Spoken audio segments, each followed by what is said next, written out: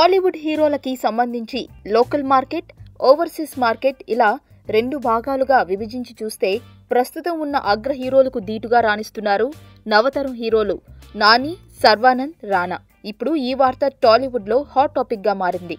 ఆ ముగ్గురిలోనూ నాని నటించిన నిన్ను కోరి ఏకంగా 7.47 కోట్ల వసూలు సాధించి టాప్ 4లో నిలిచింది. ఆ తర్వాత శర్వానంద్ నటించిన శతమానం భవతి 5.32 కోట్లతో 8వ స్థానంలో నిలిస్తే, రానా నటించిన ఘాజీ 4.99 కోట్లతో 9వ స్థానంలో నిలిచింది. ఇక బాహుబలి 2 చిత్రం 129 కోట్లతో టాప్ 1 సినిమాగా రికార్డులకెక్కితే, ఆ తర్వాత రెండో స్థానంలో చిరు ఖైదీ నంబర్ 150 చిత్రం 16.33 కోట్లతో రెండో స్థానంలో, బాలయ్య గౌతమిపుత్ర శాతకర్ణి 11.1 కోట్లతో మూడో స్థానంలో నిలిచాయి. ఇక కాటమరాయుడు 7.39 కోట్లు, డీజే 7.37 కోట్లతో తర్వాతి స్థానంలో నిలిచాయి.